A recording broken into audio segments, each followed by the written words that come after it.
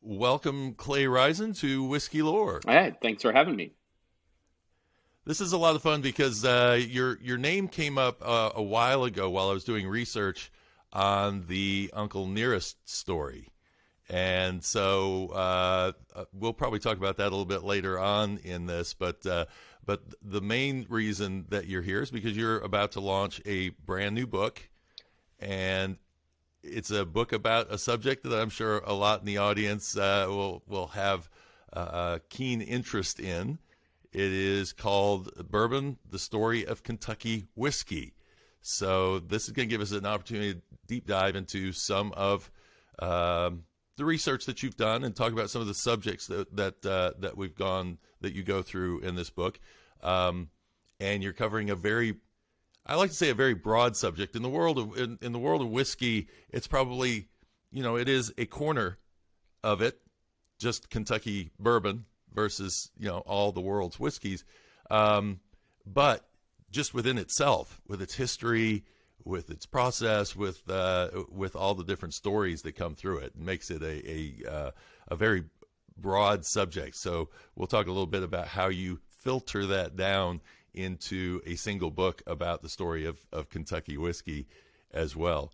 So you're a reporter with the New York Times, right? That's right. And I understand you also do the obituaries section on top of that. Right. Well, that's my main gig these days. That's my assignment is doing obituaries, and I've been an editor for a while, and then on the side I write about whiskey and occasionally other spirits for the paper, and then I freelance outside of that and write for a few other publications. Most of my freelancing is books, so this will be my fourth whiskey book. Okay, and you also write about history because you have a book on Teddy Roosevelt. You've got some interesting books on the post Martin Luther King assassination time period and also civil rights, which this idea of researching whiskey, but whiskey and history just kind of blend together. It's hard to tell American history without also having whiskey being involved in it somewhere.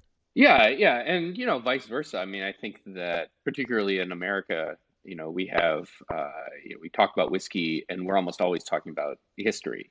Especially with some of the older brands, and a lot of that's marketing, but there is obviously a history there. And I think one of the fun things that a lot of people find when they talk about whiskey is unpacking those stories. What is real, what is mythology, and I'll be honest, I think that we're only at really the beginning of starting to understand a lot of that deep history. So much of it was never maintained or is sort of poorly understood.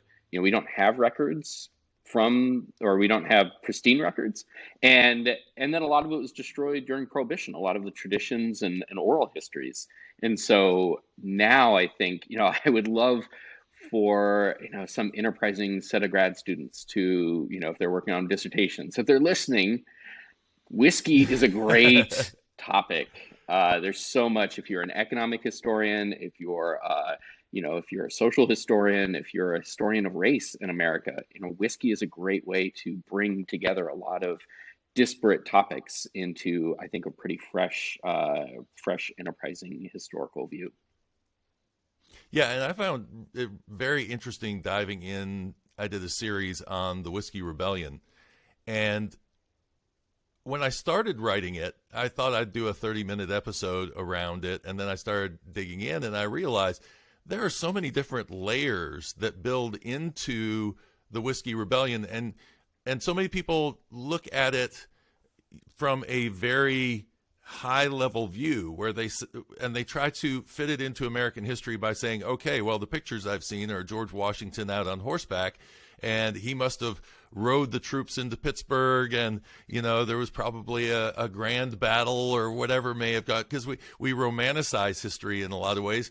But yet, once you start really digging into the story itself, you start learning about Alexander Hamilton and Shays' Rebellion and all of these different things that led to the Whiskey Rebellion, and actually explains why those farmers were in this position where they were frustrated and they couldn't afford to live the way they were going because of this tax that was being put on them. Yeah, absolutely. And I think it's, whiskey is a great way to kind of understand the frontier in America as we understand it. We're so, particularly if you don't think historically, you tend to forget that at that time, Western Pennsylvania was the frontier. There really wasn't much beyond it, and in Central Kentucky was the frontier. And what was it like to be living there and to be producing goods, and in this case, whiskey, and then to have the centralized government coming in and saying, well, you're going to have to pay taxes, you're going to have to follow certain rules. I mean, this is the creation of the American government as we live it in American society, and whiskey is so much at the center of that, both as a unifying force, right? It's an economic engine. It's tying together farms and markets, but it's also a divisive force because there are people who want to tax it. There are people who want to control it.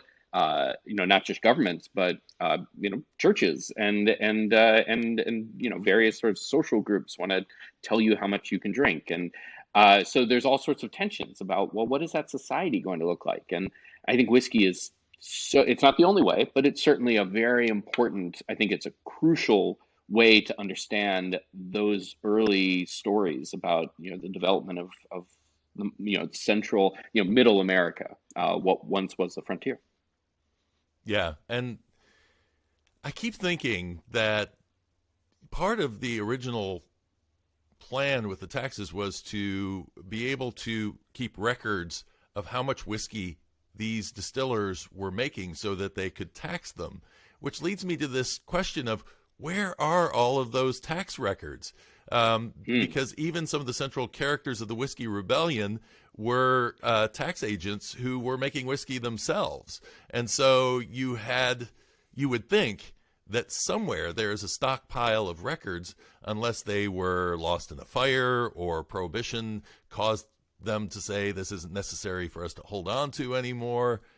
Yeah, It's I mean, this is why it's the grand mystery. I mean, this is why I say, some enterprising grad students, because that's not work that I can do. Really, I have two kids and a day job. But if I had, if I were in my 20s and I had some dissertation support, I'd love to, I would go out and figure out, well, what are there in some out of the way historical society, some records that are kept, maintained. Probably not as many as we'd like, but I think there's probably a good amount of stuff that's tucked away that could be really revealing about some of those questions that honestly we've always just sort of set up as can't answer that. We don't know. Some of that, yeah. I think, can be answered.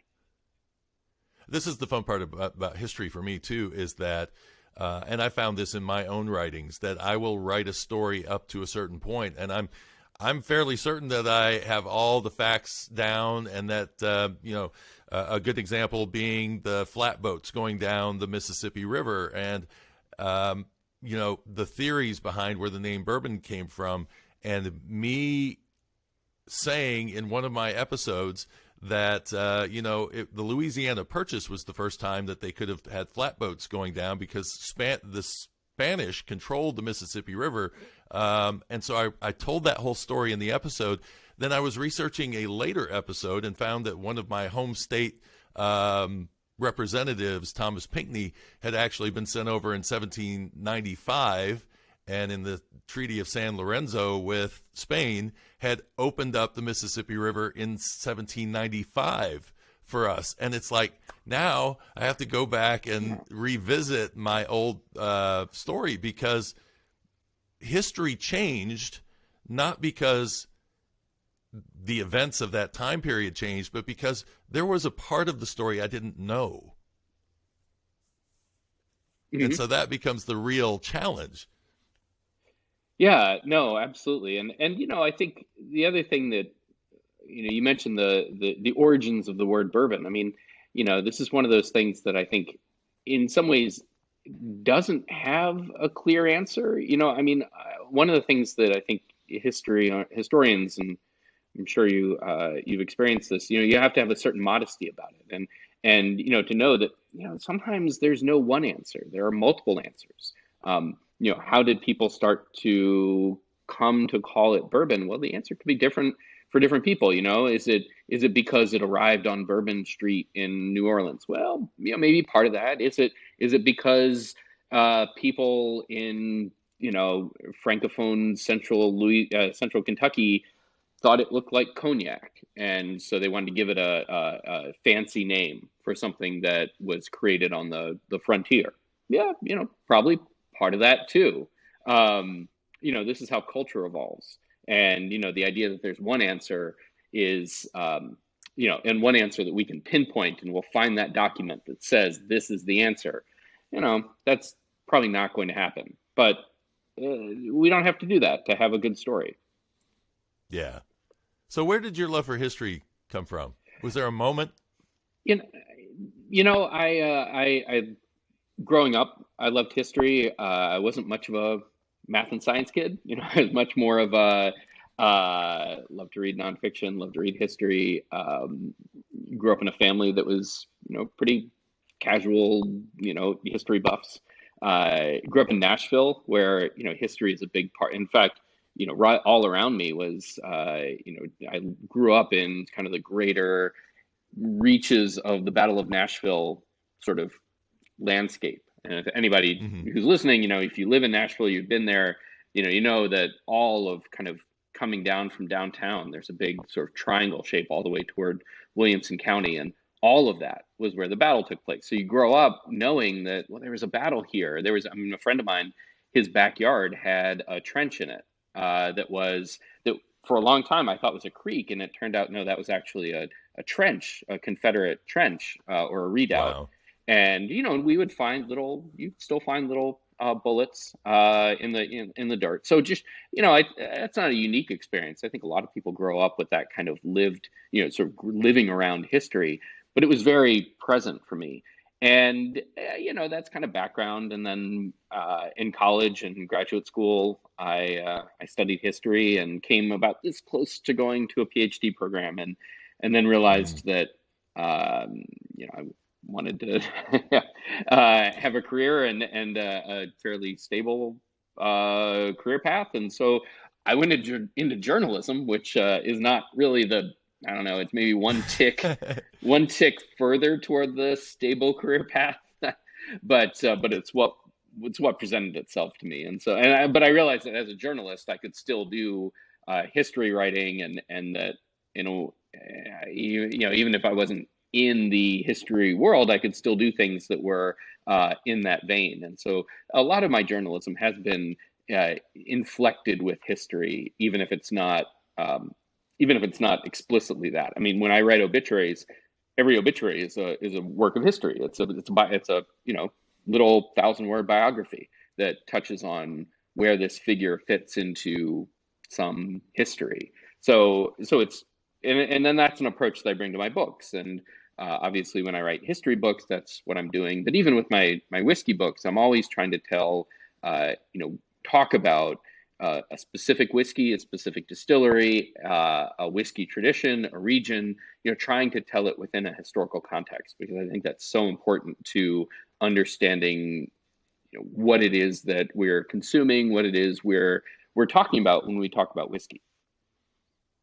Well, and I noticed in reading the book that you actually break out in certain sections on personalities, people who have had an influence over, rather than just telling the story of a distillery, we're going to dive in a little bit deeper on an individual. So, with your writing style, do you feel like you need to get inside your character to be able to write about them, or do you kind of look at the world around them and then fit them within that context?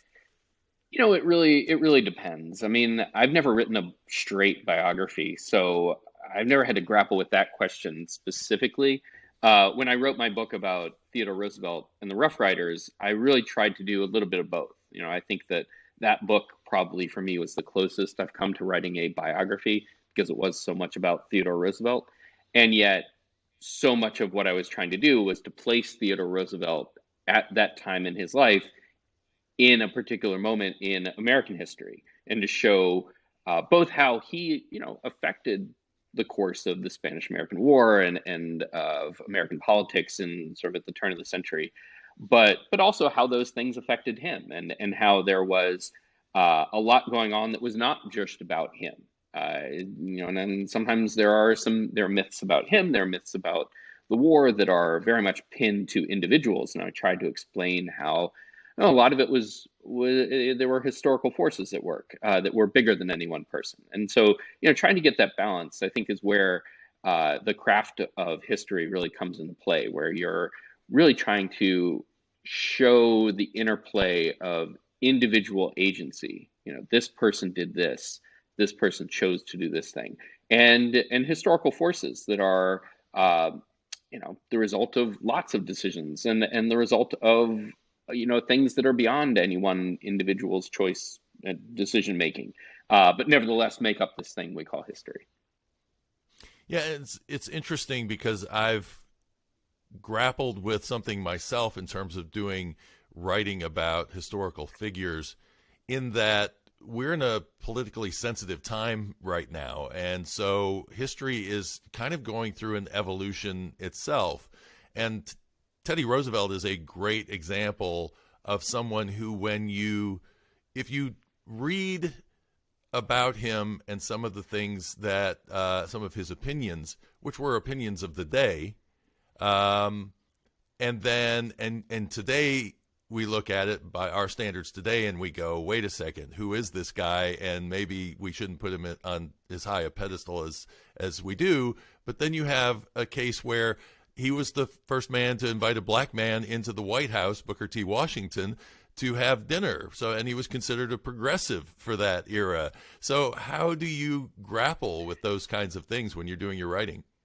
Yeah, yeah, I think Yeah, so I think you have to set aside contemporary judgments as a starting point. You have to understand somebody in the context of when they were to begin with, and you have to look at not just not just whether you're going to judge them, good, bad, wicked, saintly, but actually what did it mean to hold certain points of view at a time, and Mhm. what were the reasons for that point of view. Um, he also was a big supporter of women's suffrage long before certainly it became a mainstream view. But especially for a male leader, of the Republican Party, and which was a different party then than it is today, as are the Democrats. But certainly wasn't the majority position of his party. Uh, we look at that today and say, well, that's incredibly progressive. And it was incredibly progressive. But I think it's important to say, well, what did it mean to be incredibly progressive on that view at the time? When, he also had some pretty, what we would say, very retrograde, racist, probably, ideas about race and about immigration.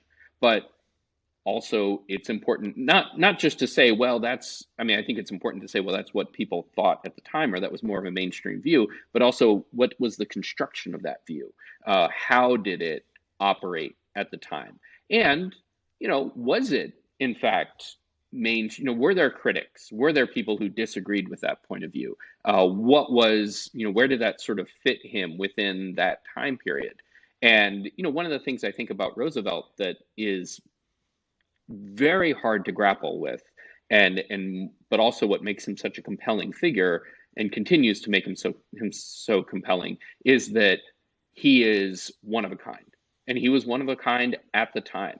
The one Mhm. of the things that made him compelling to so many voters, but also very confounding to a lot of politicians, was that he was very hard to pinpoint. He was adamantly he's a strong antitrust advocate, but he was also an advocate of big business.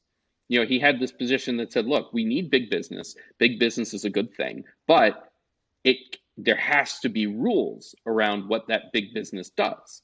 And we have to corral it and we have to domesticate it. Essentially, we can't just Mhm. let it go do whatever it wants, because if it does, it's going to ruin everything. Well, that's a pretty sophisticated point of view.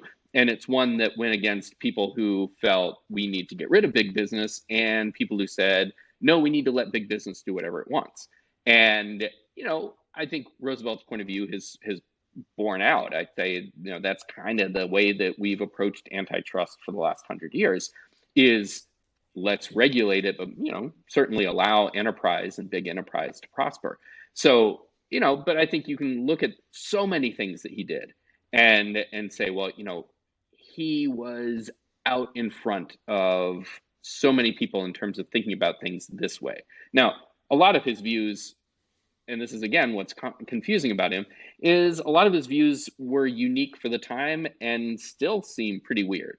He was a big advocate of some pretty strange language reforms. Just how should we sort of create a standard American English, which it's more of a kind of a novelty. It's not, it doesn't make him a good or a bad guy. But if you go back and read that stuff, it's sort of, he had some very strange ideas about how we should spell words in English and what should be the grammar rules. But he had them, and he advocated these things, and he was very persuasive. If you read it and say, well, that kind of makes sense, except that it doesn't. Yeah. But anyway, that's why he's so fun. Is if there's a topic, he probably had a point of view on it. Yeah. Well, I think it's these characters, Napoleon tried to recreate the calendar. Yeah. So, I guess once you get into a position of power and you can let your creative imagination get away with you, you can run into situations like that. But it's these kinds of characters like Thomas Jefferson, to me, actually my first eye-opening experience with politics and history mixed was when I read a biography of Alexander Hamilton, and then I read a biography on Aaron Burr. And I thought, isn't this interesting? I'm reading, now it's very hard to apologize for some of Aaron Burr's quirkiness, but the author did the best he could to make his character a hero at certain points and justify his position. And then you read the book on Hamilton. By the time I came out of that, I was like, I really don't like Thomas Jefferson. And the reason I didn't like him was because I was hearing all of his flaws from writers who were trying to justify their characters over another character. And it was on a trip to Williamsburg that I finally decided I need to listen to an autobiography of Jefferson. I'm going to, the home of where a lot of his great ideas, sprung up from. And I listened and I went, I understand why they didn't like him, because he was somebody who could make a decision on something, promote it, like a good example being, we don't need big government. And then he becomes president, and the first thing he does is he usurps Congress and buys Louisiana. So he's a man who had ideals, but he also was not afraid to shift. And so his writer was able to get me to understand him deeper as well. But it feels like we can't just read one history. We have to read different characters in the situation or different points of view. Oh, absolutely. And I think it's one of that's such an important point, and it's such a something that I think gets forgotten both by writers and by readers, right? Is that there is no definitive history, and there's no one truth about any individual, any one story, and that's wonderful, right? Because it means, certainly as a writer myself of history, it means that there's always going to be a market for new stories about the same stories that we know. But it also, I think means that we should all be a little humble about what we think we know about certain things. The broad scopes are true. I mean, we can say certain things, and obviously facts, unless completely overturned, are more or less true. But it's these interpretations that we take to be true that are constantly in flux. And it's, I mean, we see this today. There are great history wars going on today. We're sort of always in the midst of a history war about American history, but on a meta level, that is what history is about. And so it can be very frustrating, especially when the truths that you grew up with suddenly are being challenged. But also, I think should be, to some extent, hopefully reassuring that, well, that is what happens. That's how Yeah. things go. And there's a new book out now that is all about. It's by a Mexican British scholar who's trying to rehabilitate the conquistadors, particularly in Mexico, and to tell a story about the conquistadors that they weren't as bad as we've been told they were, by and Yeah. large. And I've read a few reviews of it, and it sounds compelling. If I don't know, some people say it's persuasive, but again, that's a story that probably if you were taught history over the last 30 or 40 years, is pretty, that's not what you were taught. And Yeah. yet, here's a guy making the case. So whether he's right or wrong, it's not a truth claim. It's here's an interpretive claim. And Yeah. that's why I love history. So I'm doing a story right now on Walter Duffy and Duffy's Pure Malt Whiskey, Ah, which was, basically the impression that history has given us of Walter Duffy is that he was almost a con man, in that he was selling his whiskey as a medicinal whiskey that would cure things, cure bronchitis, cure hemophilia, cure, so he's going through all of these wild claims and ends up getting a government approval on that his whiskey was, he just called it pure malt whiskey, using the word malt, which at the time was something that people saw curative properties to. And so he played off of that and was trying to get the government tax stamp for medicinal rather than for whiskey, because when the Spanish-American War was going on, they were raising the rates on whiskey taxes again. And so he wanted to get the lower tax. And the government approved him, which made him go, okay, see, government approved. All of my claims are true. And so history paints him as this great con man. But if you really dig into his history, what you find out was that he was from Rochester, New York. He was employing a lot of people. He built the National Theater there. He was a great philanthropist. He gave money to the poor and was always trying to help build up his community as much as he could. And I think this is one of the dangers we get into with history also, is that sometimes we kind of paint something with broad strokes, and we really kind of filter in on a headline, or try to take a life and boil it down to a sentence, and that really becomes an issue with your studies. Now, of course, we can talk about the Jack Daniel situation, because as the original impression of him was put out there, it suddenly, you bring somebody like Fawn Weaver in, and all of a sudden you're digging in and you're finding a completely different person than you expected to see.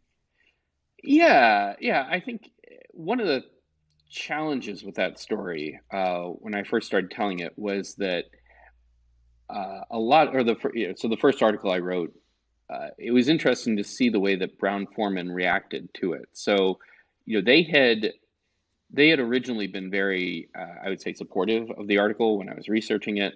Maybe, a little wary about someone else telling their story independently. But what ended up happening when the article came out, is this. It's a very nuanced story, right? It's Jack Daniel was he was never a slave owner. He was too young to have owned slaves, for one thing. But he certainly never owned Nearest Grain. He employed him as his what today we'd call a master distiller. But that nuance got lost. So the headline, and that the top line story is the Jack Daniel's whiskey was was a lot of the development of the whiskey can be laid to Nearest Green, and Jack Daniel's original distiller was a formerly enslaved person, and that very quickly became Brown Foreman owes reparations because Jack Daniel owned a slave Mm. and actually profited off of that enslaved person. Well, that's not the story at all. That's in fact the opposite of the story. And you know, yet especially this came out in 2016, and things, not that things are much different today, but it was very, a very tough moment, and with the election. And so Brown Foreman actually, they really backed off of talking about that story very much. And Hmm. one of the reasons I know that Fawn got involved was that 9 months later, there really hadn't been any movement at all from Brown Foreman to recognize and embrace this legacy. And so she said, "Well, I'm going to do that because Brown Foreman's not going to." And it was very enterprising of her to come in and say, "Well, we're going to make our own whiskey, and we're going to create our own brand." And with her business background, to be able to turn that into a successful brand, and I think that she's done more for that name and that story than Brown Foreman ever could. And it's not to demean Brown Foreman, but they're an aircraft carrier, and she's a little PT boat. Yeah. They're just not able to turn like she can. So, uh, so it was sort of interesting to watch that play out, and the way that I think that actually Brown Foreman, and I can't speak for them, but I imagine that they're somewhat happy with the way things have turned out. They don't have the responsibility of telling that story, and they probably at some point regretted that. But they don't have there's no risk for now.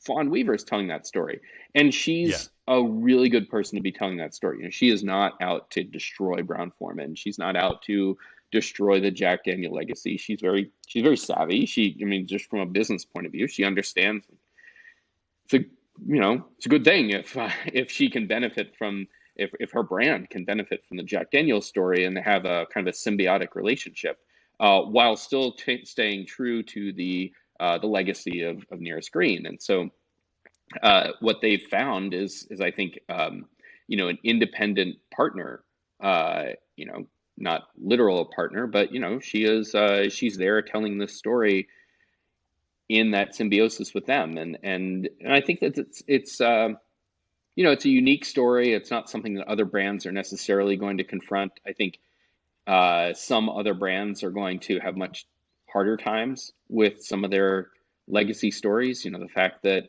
Heaven Hill, embraces Elijah Craig and embraces, his history without talking about his ownership of slaves, is problematic, and they really have to deal with that.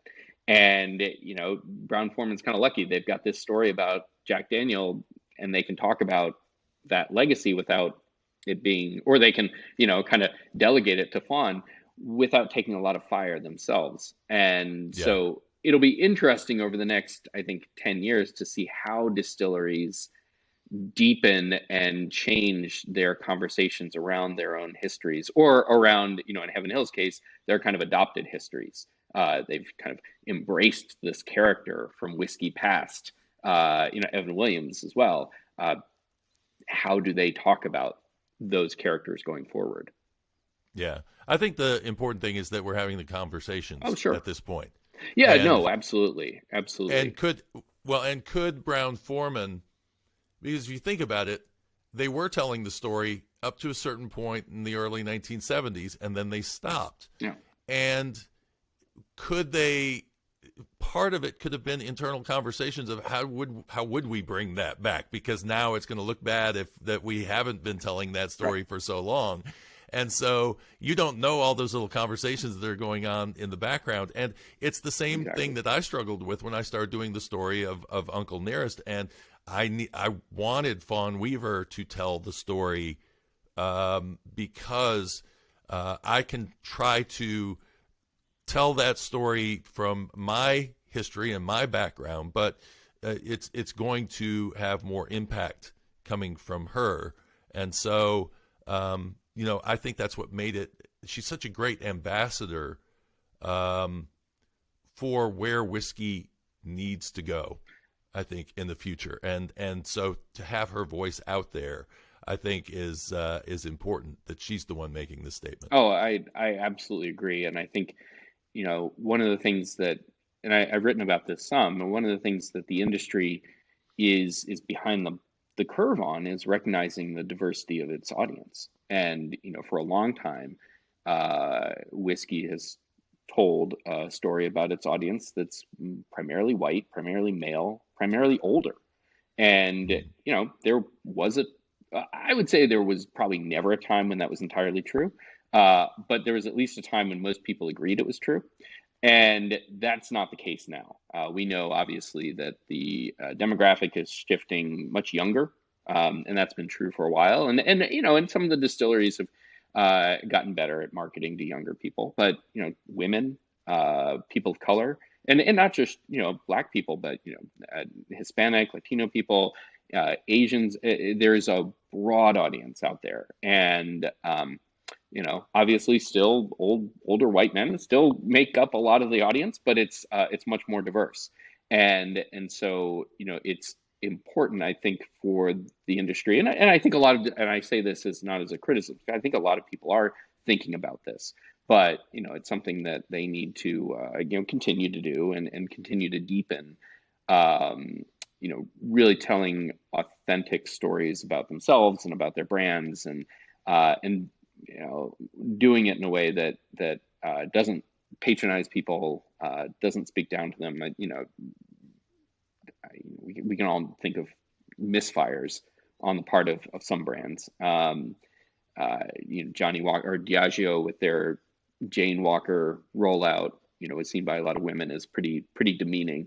I'd say there's a little less of that in the U.S. One of the interesting things when I was working on one story, looking back to marketing by certain brands in the 60s, when this sort of intersects with my interest in civil rights and the civil rights movement, but as marketing to middle class and aspiring sort of young Black consumers became trendy in the 60s and 70s, there was a lot of pivots on the part of bourbon branding to try to appeal to those audiences, and actually some pretty effective marketing, and on the one hand marketing in magazines like Jet and Ebony that were aimed at Black audiences, but also just including more Black people in their ads.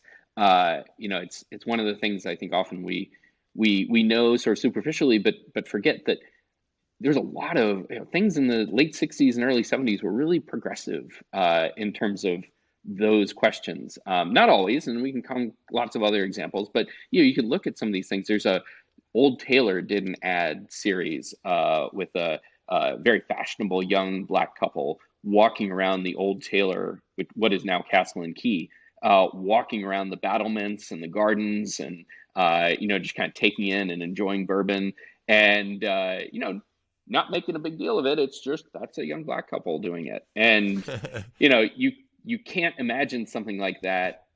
I mean, it's 20 years later.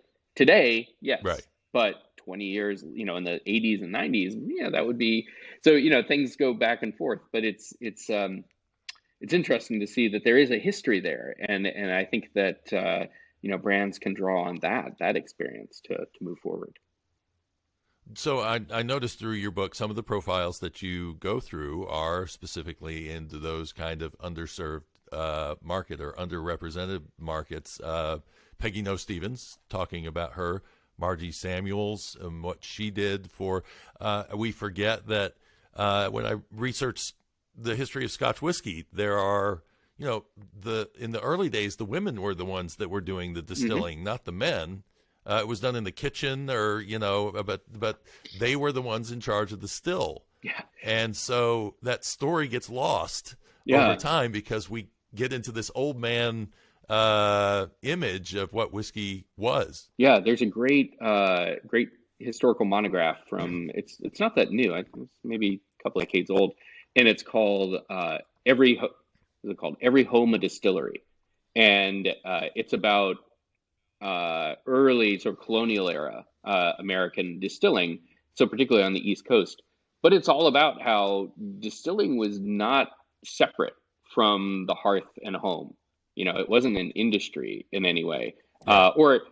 it largely wasn't. And then in a lot of those cases, it was the women doing the distilling, just like they were doing the cooking and whatnot. And no. So, but I think, particularly with someone like Peggy, she's a known person. She's sort of, people know who she is in Kentucky, but the role that she played in developing the DNA or the blueprint for whiskey tourism, and particularly for how distilleries present themselves, and her work at Woodford, uh, was groundbreaking. And I think anybody who goes to a distillery today in Kentucky sees her fingerprints. Even though obviously that probably doesn't have her picture on the wall, or they don't necessarily know what they're looking at. But I thought it was really important to highlight her contribution because in some ways that can be forgotten, and she's a living figure. It's Margie Samuels is no longer with us, and is a historical figure, but Peggy's someone who I think deserves a lot more praise than she gets for her role in the development of the recent sort of whiskey industry, whiskey experience. My favorite part in your write up on her was, we would assume that because she has the name No, that she would be a shoo-in for any job, but she's going to apply for a job at Brown Foreman, and you talk about the circling in red Yeah. of the name No on her resume, I guess it was. That's pretty funny because you again, we look at this. An outsider would look at it and say that that's how the corporate world might think, but the whiskey industry, and from my experience with it, and maybe with yours as well, is that they're a lot closer. At least the distillers, the people who are working behind the scenes, are kind of friends in that whole world. There's not this amazing competitiveness that comes out.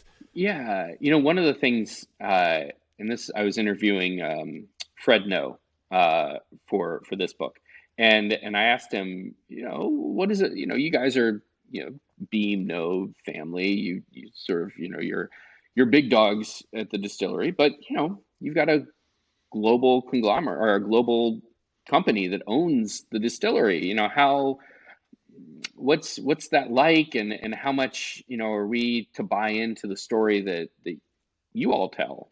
And he had a very good answer. He said, and obviously this is probably what the company likes to hear, but I think it's true, which is that having a corporate ownership allows, and the right company, obviously not any company, but having a company like Beam Suntory allows them to just focus on the whiskey making, allows them to not have to compete with each other.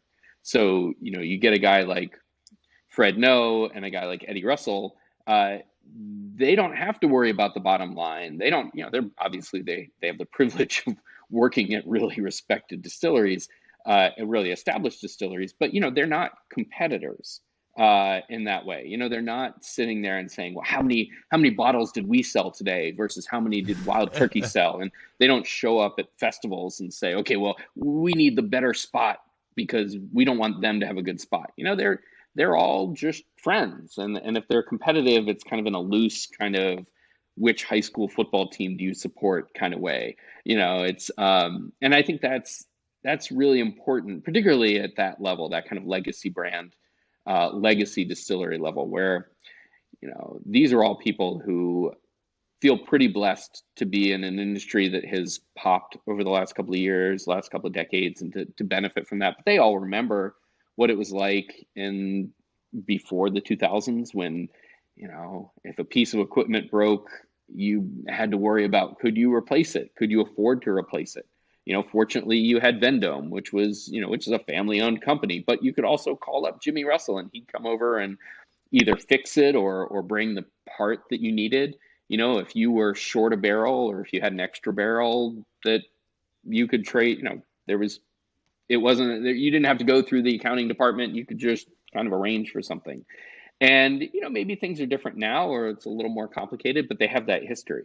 One of the things that, just to go into the background of the book, but when my publisher came to me and asked me to do this, they had already published a book this is the second in a series. They had published a book about the Champagne region in France, and it's a similar packaging.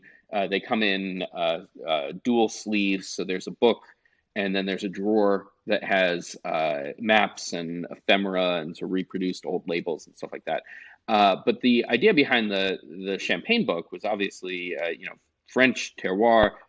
How do we talk about individual estates? How do we talk about different portions? The terroir, literal climate and ground, and the sort of physicality of that product was central to what that book was about. And they said, well, how do you tell that story with Kentucky whiskey, or with whiskey generally? And there's these days people talk a little bit more than they used to about the terroir of whiskey and of the grains, and there's that. But what I wanted to do was say, well, it's in Kentucky, and we can talk about the water and we can talk about the climate in broad scopes, but there's limestone water in a lot of places, and there's That's what I'm learning. That's so yeah, funny because I'm talking to Peoria and they're like, and we have the limestone aquifer. I'm like, yeah, and oh, okay, and okay, you can yeah. find extreme, annual variations in climate in other places. So, it's not unique to Kentucky. But what I think is important in Kentucky is or what, let's say, what makes up the terroir, such as it is the culture and the people and the history and the kind of critical mass of tradition and knowledge and just sort of almost in the bones. It's easy and important to talk about these kind of top line names like the Russells and the Noes and the Beans, but also to talk about the supporting players. And I don't just mean like the folks at Vendome or the folks, but I mean the folks who own the farms that supply a lot of the grain. I mean the folks who are third generation warehouse workers, who really know the ins and outs of every warehouse at Wild Turkey, and know how every bit of that warehouse works, and so that a barrel coming out of one corner is going to taste different from a barrel from another corner. That's not something you learn in a class. That's something you Yeah. learn from the fact that you and your father and your grandfather all worked in the same warehouses. And that, to me, is what sets Kentucky whiskey apart and what makes it unique and very hard to replicate, certainly overnight, anywhere else in the world. And so you jump from talking about the larger distilleries, then you separated into some of the more established craft brands, and then into some of the newcomers. Now, I wrote a book myself on doing how to plan out a Kentucky bourbon tour. And I did profiles on 32 different distilleries, talking about, some of the basics of what you could expect while you're on the tour. But the thing about that book is that I wrote it 2 years ago, and let's see, Ozzie Tyler, who I wrote about, is now Green River, so that's changed. And now there's a whole host of new distilleries that are popping up left and right. And so with this explosion of whiskey right now, it really becomes, it's almost like you are writing a piece of history right now, because you are freeze framing Yeah. how many distilleries there are in Kentucky versus where it'll be just a couple of years from now. Oh, absolutely. And that is my case to my editor for new editions to come along. And no, look, you're absolutely right. I mean, that is the difficulty of writing a book like this at a time like this. I think there will be changes every year. Every distillery is going to go through ownership. There's just in the last year, there's been a lot of ownership changes. And yeah, a lot of distilleries, not just craft distilleries, but some pretty well financed distilleries coming online, and those experiences are going to change. But what I hope I do with the book is at least reflect that sense of innovation, that sense of newness, that sense of at least the diversity of distilleries that are out there, so that if there's something that someone else if there's a distillery next year that opens that someone hears about that's not in the book, they'll at least have a framework for understanding, well, where does that fit within this? Because, I think, as opposed to just 10 years ago, you have not just a lot more distilleries, but you have a lot more types of distilleries. You have some place like Neely family that is, talk about garage band distilling. That's what those guys do, and they're making the amount of whiskey they make and want to make is, literally a drop in the bucket compared to what Beam puts out every day. And yet they are both Kentucky distilleries. They're very different distilleries, and not necessarily one better than the other, but very different. And so I think what I tried to do was create that palette, that kind of spectrum of distilleries. And even though it is, as you said, like a freeze frame, it's at least kind of a way of understanding like the contemporary picture of Kentucky distilling, because it's very different from what it was 10 years ago. But I do think that 5 years from now or 10 years from now, it's just going to look more like it is today. There will be more distilleries, and there will be, more, but not necessarily more types, if that makes sense. Yeah. My dad had a series of yearbooks that were put out that would tell sort of what went on that particular year, and you could pull those out and read through, and you would be reading a historical perspective from that time period, the 1956. How would somebody have written about 1956 in 1956?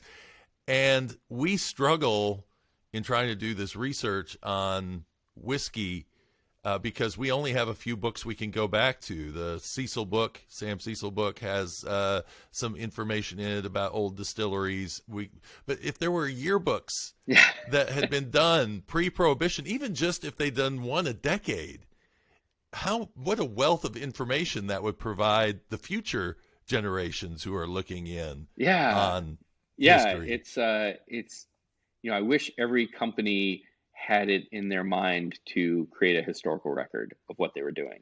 I just as a tangent, but I know people who are trying to write histories of the video game industry, and we think, well, that's not even 50 years old. But actually, it's really hard because these companies that were developing video games in the 70s and even the early 80s, they weren't thinking about their legacy. They weren't thinking about, okay, well, how do we document all these different innovations? And yet, from a historical point of view, you're looking back and saying, well, how did we get to the point where the Nintendo was the system that everyone wanted to have? How do we talk about all these iterations before that? Well, turns out Atari didn't keep very good records, and Coleco didn't keep very good records. So, but that's within my own lifetime. So, you think about going back 150 years, no one was writing down what was going on in their distillery. Some people were, and their tax records, but a lot of it is much more diffuse, much more just sort of needle in a haystack kind of hunting, rather than just sort of that what you want, right? Which is that gold standard industry and corporate level and individual level reports about this is what's going on this year. Yeah. I had this come up in a recent conversation with Chris Morris at Woodford Reserve.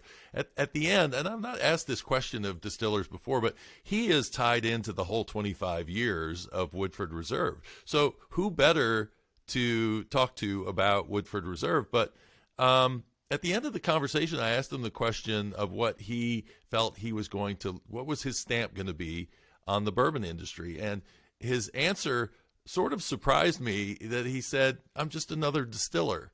Distillers get forgotten. And when I start thinking about one of the people we talked about during that conversation, Dr. James C. Crow, there's no information about him. Yeah. We can find little snippets here and there, but there's so little that we can find about him. And perhaps because he had the exact same feeling that, I'm not somebody, I'm just distilling. What is this going to have in terms of an impact that future generations would even care about? Yeah, no, that's right. I mean, there's a certain, particularly someone like him, where he's I think of his legacy as, not an inventor, but as an adopter. Someone who took practices that were maybe in other industries or were sort of being developed and made them standard and said, okay, well, here are, and as a whole, creating a systematic approach to distilling. But you can see how, he at the time might not have seen that as particularly significant. And, not really, that is something that becomes a legacy and is clear in hindsight, but not necessarily at the time. But that's interesting that Chris would say that. I'm not surprised he would say that. He's, that makes sense for him. But, I would give a different answer. But, Yeah, yeah. And he's such fair a enough. lover of history. So, Yeah. and I think and that's part of what I want to do in these interviews is have an opportunity for people to tell their history and to get it down somewhere so that, if something happens, I mean, because a great example is I interviewed Al Young, who was the brand ambassador and had come up with Jim Rutledge through that Yeah. whole recreation of Four Roses and bringing it back to the United States. And he's so humble in talking about his own time period there. His book, he really doesn't cover much of that time period. And to me, that is a I legacy. That's know. something that we need to know about. Yeah, and I think that's so important. These just interviews with people in the industry, and the I'm sure you've been through the oral history, the Buffalo Trace oral history at the Nunn Center, and the interviews with some of these guys that if you're in the industry, you know who they are, but they're not named. Their names don't appear on bottles. They're warehouse managers, but the amount of insight that comes out of those interviews. Here's how stuff worked in the '60s. You know, Yeah, and yeah, just hearing them talk about, yeah, here's how we did things back then is so important, not just to understanding them or the distillery even, but like, here's how the industry worked. And yeah. that's the sort of stuff that I think is particularly with the kind of technology we have today, where it's really easy to sit down and do an interview. You don't even have to leave your house. You just talk like Yeah, this, yeah. and let someone just download their memories is going to be something that scholars and fans in the future are going to benefit from enormously. So if you had your opportunity, and you say that right now you haven't really dived into the concept of doing biographies, but if there was somebody in the whiskey industry in its history that you could write a book about, that you feel like their story needs to be told, who would you write a book about? So I actually have a contract to do a book. I have another book I have to write first, but after that one, a dual biography of E.H. Taylor and Joseph Greenhut. Uh, Wow. yeah, and I think that the two of them, both, actually either of them would be a great subject for a biography. But I think that their interaction, so E.H. Taylor, we all sort of know his story. Greenhut being the head of really the father figure of the Whisky Trust. Um, they are fascinating characters. And you mentioned, we were talking earlier when we were talking about Roosevelt and the complexity of characters, and we can't judge them. Greenhut was a penniless Jewish Austrian immigrant, or sort of Czech maybe, immigrant war hero, built this conglomerate from nothing. Had enormous flaws and was the bitter enemy of E.H. Taylor and bourbon whiskey, and and but a fascinating character, and ultimately I think someone that I would want to portray a little more sympathetically than he often is. Taylor, I also an incredibly complex and fascinating character.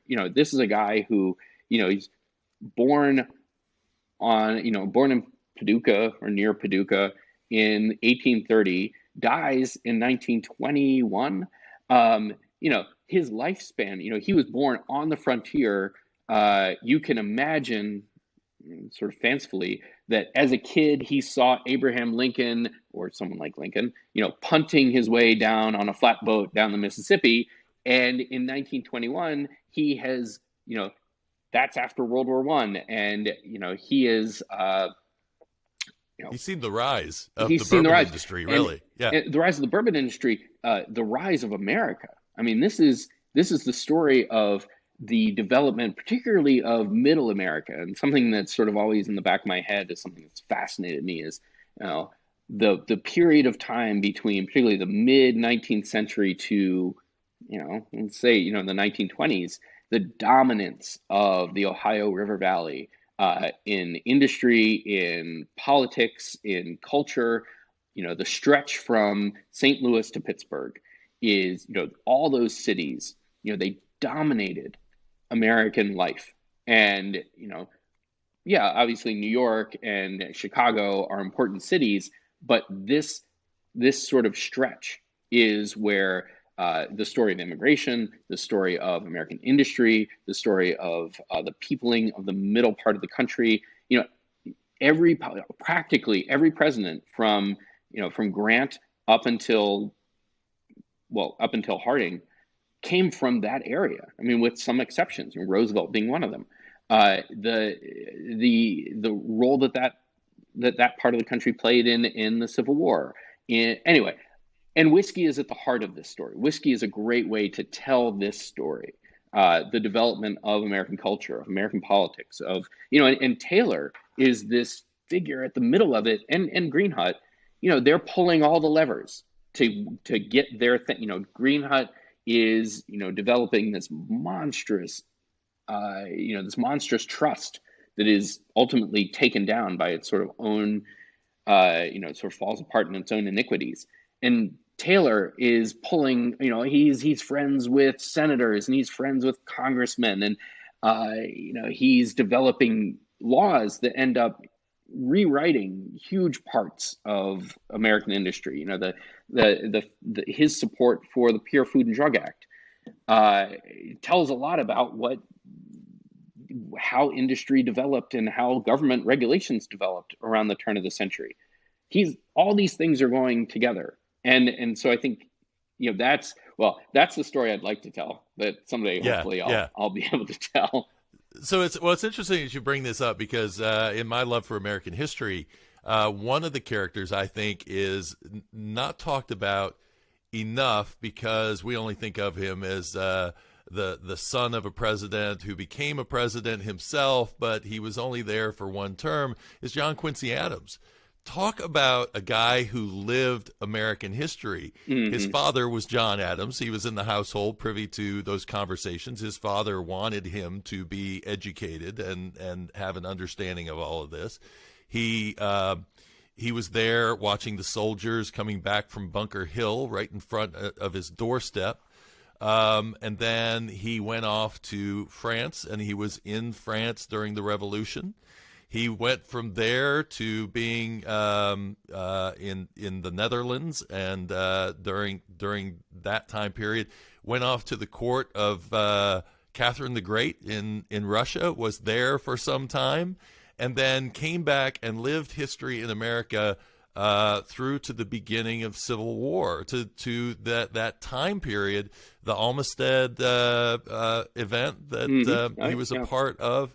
They talk about the old man sleeping in the House of Representatives because he, during all of this, but he really saw the foundation and the growing of America as it is. Yeah, no, and I think that's one of the, you talk about sort of why we love biography, and to me, I sort of set aside the great man theory of, I think it's all just much more complicated. There are obviously people who do have influence on history, and history influences people. But you find these characters who allow you to tell stories about, hopefully they're compelling in themselves, but also allow you to tell these stories about history broadly. And, I think obviously, he's one. I think Taylor is another. I think, Oliver Wendell Holmes, he met Adams as a kid, and when he was very old, he met John F. Kennedy. I mean, these people that tie together history, they're just, fascinating figures. And It's one of the things. I mean, you can find this in from any historical field, but I think American history is just rife with these figures, these characters, and that's what I love to tell. It's fun to see the ties between them too, because as I was looking into Green Hut, I like to start my episodes off by telling a story that's somewhat related to the person I'm going to be talking to, but it may just be about general American history.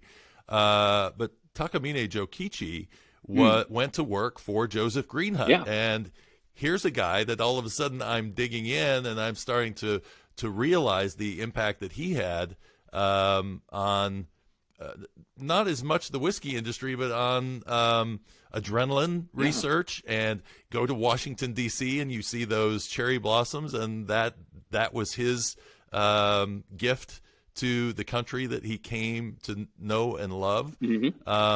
And so you start seeing these different tie-ins that are surprising. I did a story on James Anderson, the distiller for Washington, and I found a Jameson tie-in. Oh, is that right? Huh. Yeah, where basically he had come over after the excise laws were being passed that pretty much killed off the Scotch whiskey industry for a short time in the 1700s, and he was a farmer, and he was likely supplying the Haigs and the Steins, which were the two big distilling families, and it was Margaret Stein who married John Jameson in Scotland, and they went to take over a Stein distillery in Dublin, which they ended up renaming Jameson. So is that right? It's yeah, it's just all of these things that sort of branch together, and that's the fun of researching these, because we talk about E.H. Taylor, and we can talk about he knew Dr. James C. Crowe. Yeah. And of so course. there's your tie into that. So too bad we can't ask him questions about him. I know. I wish. Yeah. So another person you talk about is Elmer T. Lee and his impact. And we're getting more into post-Prohibition era and some of the things that we take for granted these days, like where did single barrel whiskey come from? Who was really doing that? And so were those what kind of stories were standing out to you during that time period, post-Prohibition, through what we call the dark times, I guess, for bourbon? I mean, I think it's Lee Elmer is this interesting character, right? Because he's both very traditional in a lot of ways, right? He's grew up on a farm. He's distilling. There's a lot of good old boy about him, but he college graduate engineer comes in, with an engineering perspective on an industry that was, by then pretty fully recovered. I wouldn't say fully recovered from Prohibition, but was, it was back on its feet, and yet, in a lot of ways was retrograde. Was very steeped in tradition. Was still run by some people who, had no formal education but had been distilling. But then guys like Elmer T. Lee come in who are, and this is one of his legacies, is just his systems approach to distilling, and really someone who I think was I don't want to say ahead of his time. I think he was of his time, but definitely someone who was pushing this idea of really being efficient and being very thoughtful and programmatic, and running a distillery the way that we would expect, and kind of we do see distilleries run today. And so he's I think an important sort of hinge figure. He's also obviously important because he kept the lights on at there at what is now Buffalo Trace, when he very, I think if he hadn't been there, you could make the argument we wouldn't really have that distillery today. He's someone who cared very deeply about it, but also I think because he had that background, that sort of understanding of here's how we squeeze blood out of a stone, here's how we make things run efficiently, here's what we can sacrifice, here's we very painfully have to let people go, here we can shut down some warehouses, we can rent out some space, but here's how we make sure that we keep doing this thing with the with the belief that someday some things are going to come back around. And obviously he's of a generation there with Jimmy Russell and with Booker No and some of these other guys who had that faith. but I think Elmer stands out as somebody who, um, in a is unique in that way. I mean, I don't, he's not a. I think he's just had a somewhat different approach to distilling than maybe Yeah. some of the other guys. So let's jump back a little bit into how you got started in your interest for whiskey, and how you think it sort of how did you get into it before the sort of bourbon renaissance that we're going through now, or at the same time? Yeah, I mean, yes. So I was, I don't want to this I don't want to make this more than it is, but I grew up in Nashville, and uh, it was people drank whiskey as just a thing that was around, and in fact, uh, you know, my grandfather, who is not a whiskey, he's more of a gin tonic guy, but he really liked really good bourbon. And he had a sense of what is a good bourbon to have around. So he did, not a regular, not an everyday drinker, but he would have stuff. And he really liked Blanton's, and so early 2000s. I wish I could put my finger on a year, but he introduced me. Blanton's was, and again, this sounds trite, especially today when everyone loves Blanton's. But Right. at the time, no one knew what Blanton's was. I didn't know what it was, but he poured some for me, and it I understood what good whiskey generally tasted like. I had not ever had good whiskey. Maybe I had some Jack Daniels and Jim Beam, but it wasn't something I was really thought about as a category. And so at the time, uh, I was going back to Nashville. I wasn't living in Nashville, but I was going back a lot because my grandparents are still there. My brother was there, and Nashville's not too far from the distilleries. So my brother and I would make a practice of, going up to, Maker's Mark for a day, or, we'd go visit this or that place. This is long enough ago where, we tried to go to Willet one day, and they chased us off the property because, and fair enough, it was not open. Yeah, yeah, It was not open to yeah. tourists. Like, we had no business being there. So, but we knew where it was. And so we drove up to it. And, hey, is this the Willet Distillery? And like, yeah, but you got to get out of here. So, but this is what it was like. And, we went to Maker's Mark and just walked around, and, there was a tour. We did take the tour, but it was very informal. Everything was casual. And, so I was a journalist. And, one of the things I realized pretty quickly was that as I, uh, loved whiskey and developed my appreciation for American whiskey, I could write about it. And at the time, there weren't a whole lot of other people writing about it. And it was this sort of, Chuck Cowdery was around, Lou Bryson, the crew over at what was then, Malt Advocate, they were writing, but there wasn't much. And there was a lot of misconceptions and a lot of uh, just lack of knowledge. And so there's a lot of low hanging fruit to write about, particularly for a general audience that was not aware of American whiskey at all. There's a lot of stuff that's just intro, remedial, not even 101 kind of stuff that you could fill an article with. And so I started doing that and started writing for wherever whatever outlets would take me. Uh, I was writing freelance for the Atlantic website, and my editor there, we were talking about something else, or talking about a different article, and he was a big food guy, and we started talking about whiskey, and he said, American whiskey is starting to get. I'm starting to hear more things about American whiskey. I think it might be kind of a next trendy kind of thing. Do you want to write some stuff? And so I did that, and I don't know. It's just the rest is history.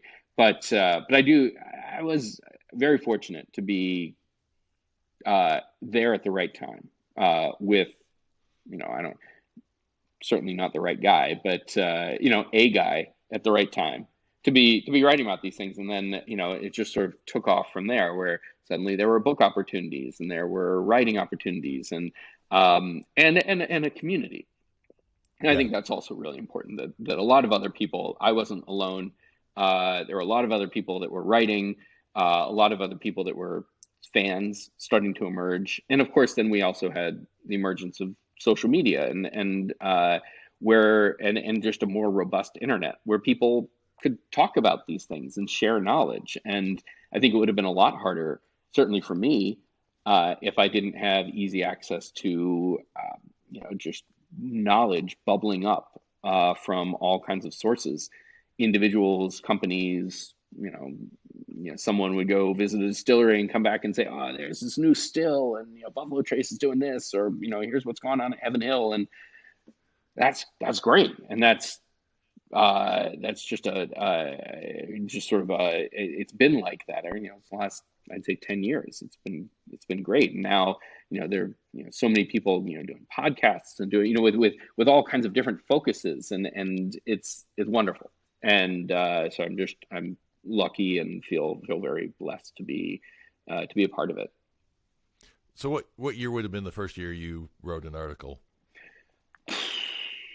08, 2008. Okay. I think so probably the first time I put finger to keyboard on something. The best explanation I've heard for this whiskey boom is Mad Men. Do you think that's the case? Do you think that they glamorized whiskey at the office enough that it made people go? I haven't seen a big rise in smoking, and they all smoked like crazy on that show. That was the easy explanation, and I don't think it's not part of it. But it's not like they were talking up bourbon as the thing, right?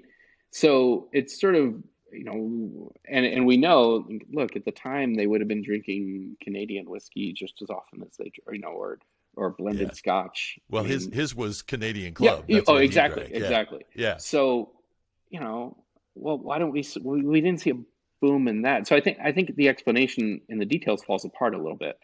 I don't think it was unhelpful that Mad Men was huge, but I think there was a broader trend going on. I think there's I think a more compelling but not complete explanation is that there was a longer term coming back, sort of water finding its level, where America is traditionally a brown spirits country. We like brown spirits.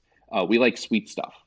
And yet there was a period from the 70s, let's just ballpark it, 70s to the late 90s, early 2000s, when, we'd really moved away from a lot of things, vodka, white wine, all these things, really moved away from flavor as a driving category, as a driving, sensory experience, And what we saw generally was a coming back to that. It's not coincidental that beer became, that not just beer, but rich craft beer became a thing. That what we used to call ethnic food, and today just beyond kind of the bland American white American palate, became more was embraced by the country. I think that's an important aspect, an important story.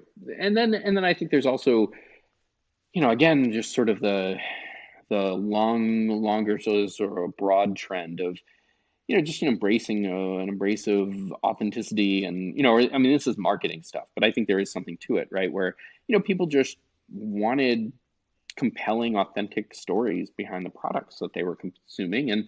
And bourbon and American whiskey is sort of tailor-made for that. It comes with, we can dump on the individual stories, but there are stories.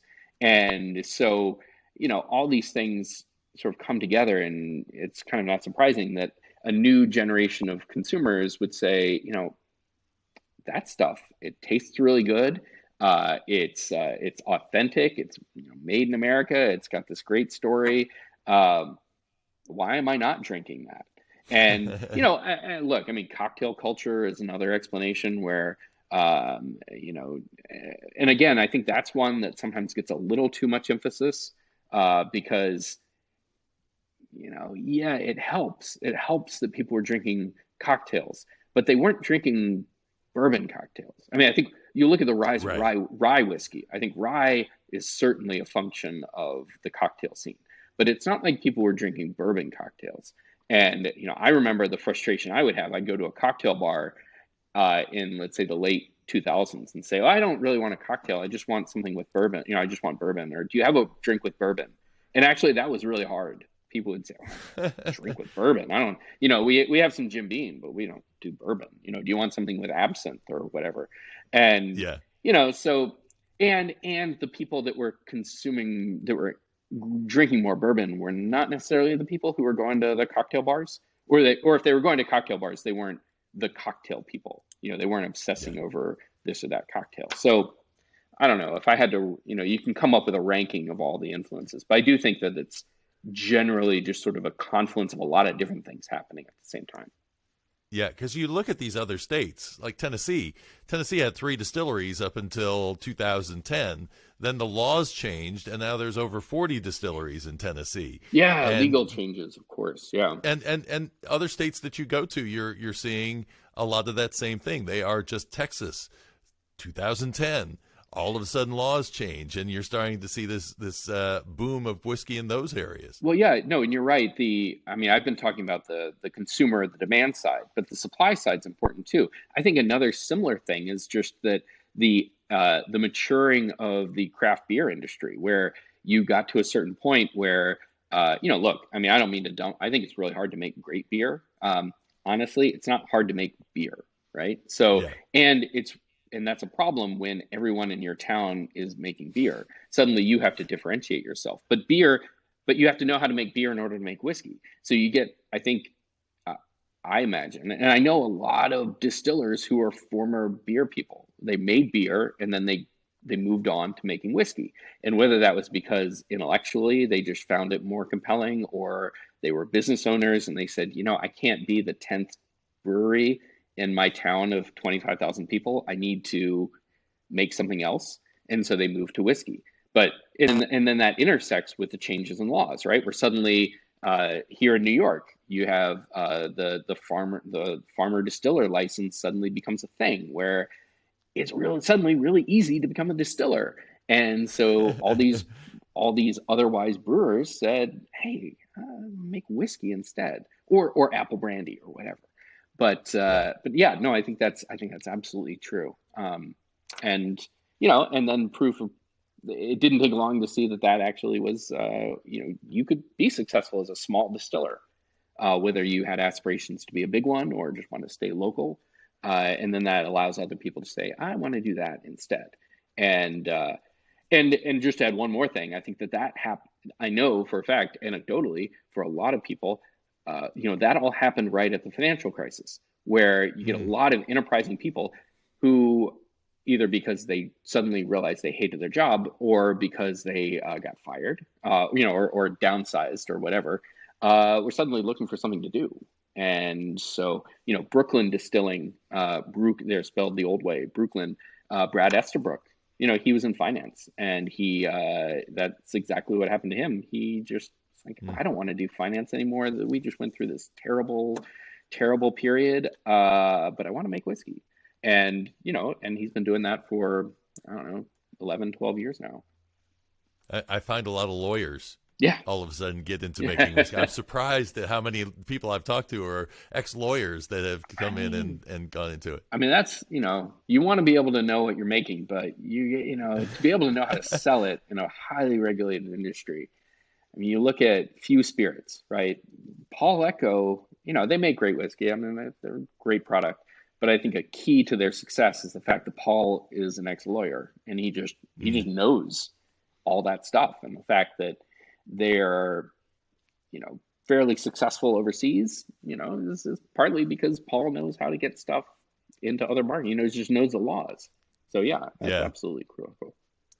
So was another reason I bring up Mad Men is because I'm thinking, while you're working at the Atlantic or you're working at the New York Times, you had to have a very popular office, because you're the guy that's got all the whiskey coming in. Yeah, no, for sure. And, we have, it's been a little challenging to do this in COVID, but, we have a policy at the Times where, you get samples, and, those are samples.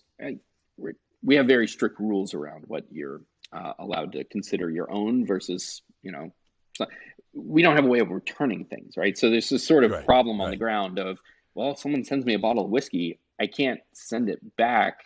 What do I do with it? But also I could sample it, right? Well, you know what I can do is I can share it with everybody in the office, and then there's a sort of corollary problem, which is I get way more samples than I can, Mm. I can literally sample them, but I can't finish them. And so, yeah, so what I would do, and everyone would do things differently, but I would kind of let my sample pile build up and then just have a giveaway and say, hey, everybody, what do you want? And Yeah. yeah, that made me, and then whenever we'd have a party in the office, it's like, well, we don't have to worry about liquor. So one of the things that I really like about this book are the pictures in it. The photography Oh is man. amazing. It's yeah. So So a yeah. little backstory on that. Yeah. So we were, I was talking to my editor, and the publisher, or my publishing house, and the champagne book that they had produced is beautiful. The photography is fantastic, and so obviously that was going to be a high bar for whiskey. And we started talking about photographers, and they didn't necessarily have anyone in mind. Well, I had just by chance, at the New York Times, I had worked with a photographer who was based in Louisville named Luke Sherritt, and I had seen his stuff. He had done this series about driving across what interstate is I-64. Anyway, it goes from Norfolk west, and it's just a beautiful, very evocative, really, I don't know, to me, very resonant set of photos. And so I suggested him. Not only was he local, but I really liked his stuff, and we just clicked. It was a little weird doing everything in COVID because we never actually met in person, but we Hmm. talked on the phone and we talked on Zoom, and I knew his work, and I just had confidence, and he liked the project, and he just, I mean, he killed it. Sorry, he killed it in a good way, right? People Yeah. say, Yeah. Yeah. right? Yeah. He Yeah. he he ran away with it. He did such a good job. All the photographs are his, and if it had been up to me, I would have paid, the whole book would be photographs, because I think for every there are these photographs in there that just um, perfectly capture what I was trying to do in text, but in some ways does it even better. You talk about a picture paints a thousand words. I mean, every one of his photographs captures an individual. There's a photo of Eddie Russell that is perfect. I mean, it's Mm. like, you want to know what Eddie Russell is like? Just look at that photo. You never have to meet Eddie Russell. I mean, you That's should, the fun but part. Yeah. it is just, that's Eddie Russell. There's so many facets of the book. It's a story about Kentucky. It's a fairly tight topic, but it's also, there's a lot to talk about, and there's a lot of different aspects of the book, and there are only so many photographs you can have, and he managed to pack in so many facets of all these things I'm trying to get at. Making sure that there are great shots of Vendome stills to really capture the importance of stills, the really, the centrality of barrels. There's a big section on Independence Dave and on Kelvin, because I think, you have to understand who's making the barrels in order to understand who's making the whiskey. He did a great job with that. And I think it makes the book Yeah. just as much as any text that I could write. So you have a section in there also on collecting whiskey, and of course, Dusties are very popular now, and people are trying to. I have a couple myself that I actually sourced by driving across the country to Los Angeles Nice. when they were doing a selling of, or they were trying to. They had discovered 2 vaults of pre-prohibition whiskey, and they Huh. were from. They basically had been stored by the man who had control of the liquor licenses in Los Angeles pre-prohibition. Wow. Yeah, so I came back with the Old Taylor and with the Hermitage, which are both Colonel H. Taylor whiskeys. And so it's fun after that experience. It's like I started just cluing in on these different Dusties that people were highlighting. And in the book, you talk about collecting whiskey and the secondary market and all of that. But there's a photo in there. In fact, a series of photos with hands cupped, and there is a bottle in those hands. And the one that drew my attention was the mini bottle of Taylor. I mean, it's like it is a mini sort of rectangular bottle, but I mean, it's small. It's as big as your palm. Yeah. Where were these bottles sourced from? So you won't see this on any tour, but Buffalo Trace has a fantastic archive, both documentary archive, but really a physical, a ephemera archive. And they were kind enough to open up their archive to me. It's in a different building. It's just on the edge of the camp.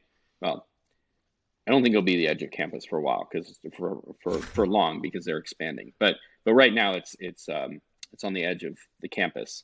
It's if you go there, and there's the main parking lot, it's on the other side of the parking lot from the way everyone goes. But anyway, it's it's a nondescript office building, and but they have old posters, old distillery schematics, but they also have a collection of bottles.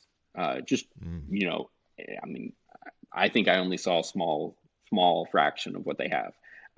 But yeah, so it came from that collection, and it's anything that they've, not just current brands, but any brand that their long history has been in touch with. So they have all this old Taylor stuff. They have all this, all these brands that,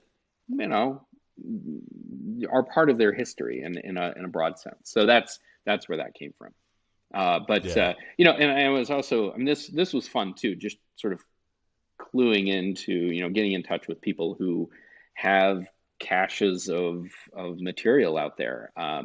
Amir Pei, who owns the James E. Pepper Distillery, he is, as well as being the owner of a distillery, he is a huge history buff. And anyone who's taken the tour of that distillery knows, he's got so much material, specifically on pepper. But he was great, very helpful in getting some material, letting us use photograph and reference material from his collection. So that was a lot of fun, and people always, people want to share, they want to talk about what they have. So that was a fun part of the project.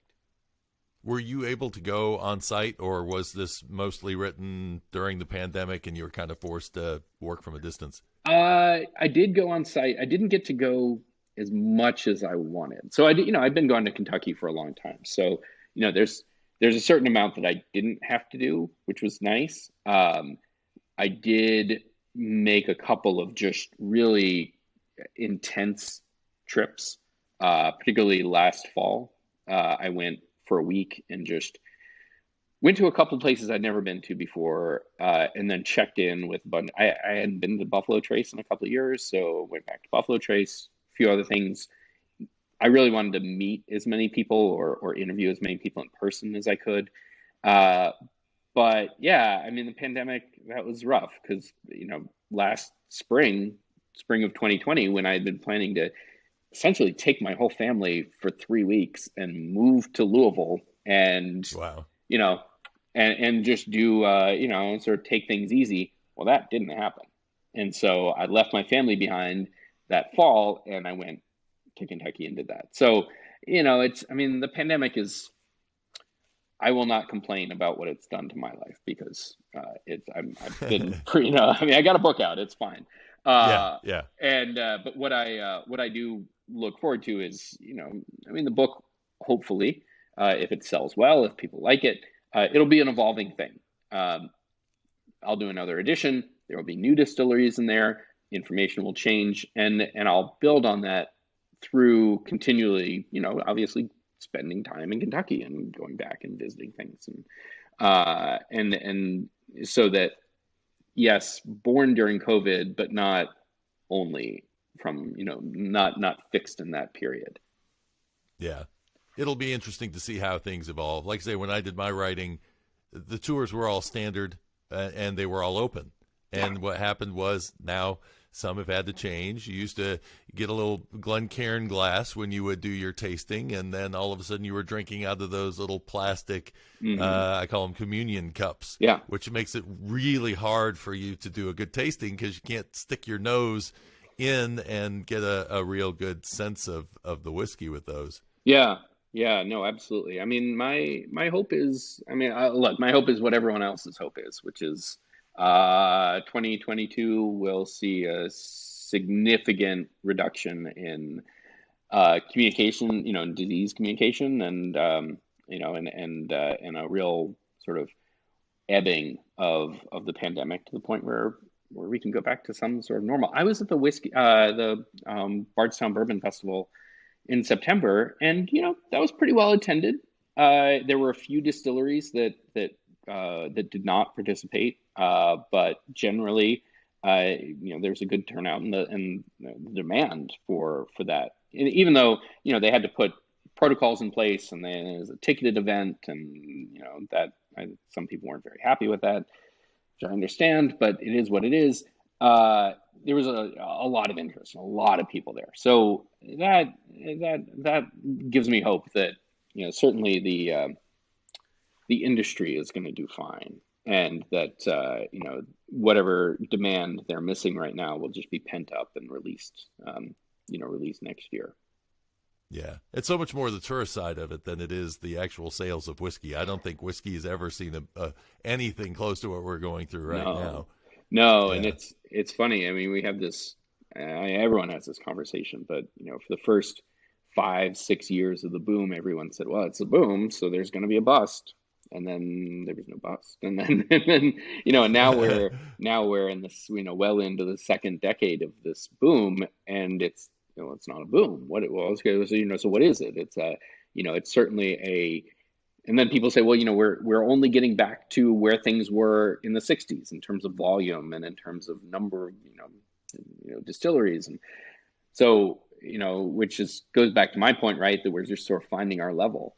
Yeah. I think the big thing that's going to be different this time is the export market. And if you talk to a lot of distilleries, particularly the bigger distilleries, they'll tell you not that they want American consumers to stop drinking or to slow down, but for them, that's all gravy. Domestic consumption could plateau tomorrow, and for them, it's all about foreign markets and about certainly getting into China, but places like Australia and Germany, and where there's an awareness of American whiskey, but a huge amount of untapped demand, and that's what they're, and that now with we're sort of moving beyond the tariff fights, and so I think that's going to be, but then that brings us back to tourism, right? So if you have a lot more American whiskey fans in Germany than you used to, well, a certain number of those people are going to come over to Kentucky, and that's going to be great for all the businesses in Kentucky. You want those. I mean, I live in New York, and I know that we love tourists from around the country, but we really love foreign tourists because they bring the real money. Yeah, yeah. Well, and when I've traveled over to Scotland and you go into a bar, you're going to see two American whiskeys. You're going to see Jack Daniels. You're going to see Jim Beam, and you'll ask people, "What do you think about bourbon?"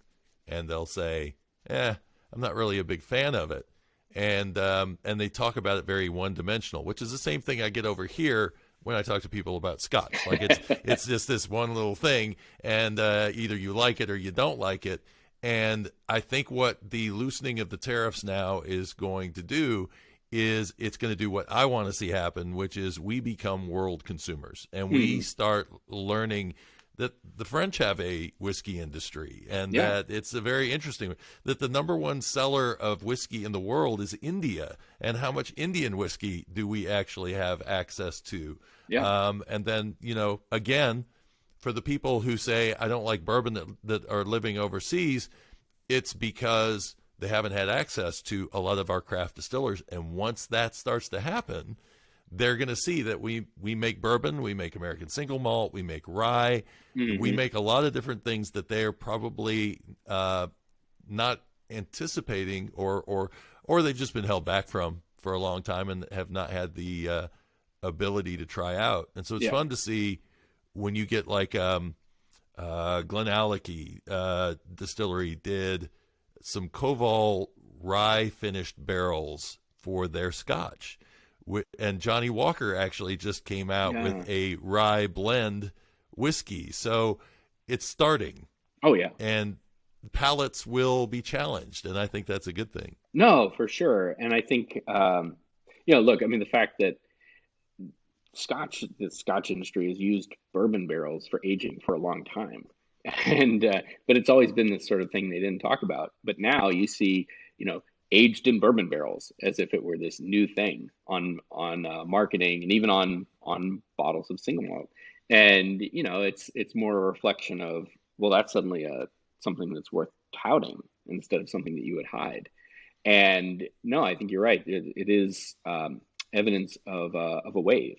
And look, I mean, the other thing is, what do we when we talk about overseas, when we talk about American whiskey, we talk about Jack Daniels. I mean, Jim Beam sort of, but and Jack Daniels is fine, not to knock it, but it's a certain flavor profile, and it I think might be a little sweet for people who are used to, other spirits. Certainly, people who are used to Scotch. And so as you get more bourbon, and bourbon is sweeter than Scotch, but there is a variety of bourbons out there. And, you get those bourbons out there. And I think that's going to open up a lot of consumers just to the possibility of finding the one they like, rather than feeling like, well, I don't like Jack Daniels, so I don't like American whiskey. Yeah. But you could go in and you could get Angel's Envy, or you could go get Rabbit Hole, Yeah. and suddenly you're tasting stuff that's finished in Scotch whiskey barrels, and getting some of that influence in there, or in sherry barrels, the same way that a lot of Scotch is being aged. Yeah. So it creates that gateway for you to be able to get in. Yeah. Yeah. And also to your point about just kind of being world consumers, I think there's sort of a two-way street, but there's also a kind of multi-nodal street as well, in the way that the beer industry, I think, has gotten to this point where you can now go to really almost any corner of the world and there's a craft beer scene, and there are people doing things that are both drawing on local traditions, but also drawing on inspiration from the United States or from Europe. I'm just making this up, but you could probably go to Rio and find someone trying to make a Southern Atlantic IPA style. You get that kind Yeah. of right, and it's, well, what is that drawing on? It's an IPA. That's a British style, but really it's an American style. But now you're trying to influence, trying to put this sort of Brazilian spin on it, and that's really cool. And that's where you're talking about Johnny Walker with a rye finish, and the popularity of distilling rye in Europe is going up, and people making, and in Australia there's more rye, but they're inflecting it with local traditions, and over time that all becomes combined right into a culture that is both uniform in some ways, and everyone speaks the same language, but there are lots of local accents, let's say, and so that there Yeah. are always going to be styles that are specific to particular areas, and people want that.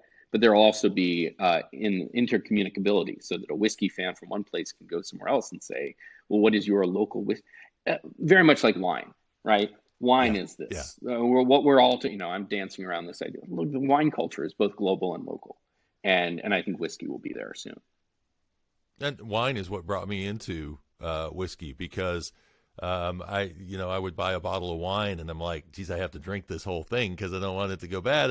And then, the move over to whiskey, as with you, my cabinet is filled with so much stuff I'll never be able to drink, but it'll keep. Yeah.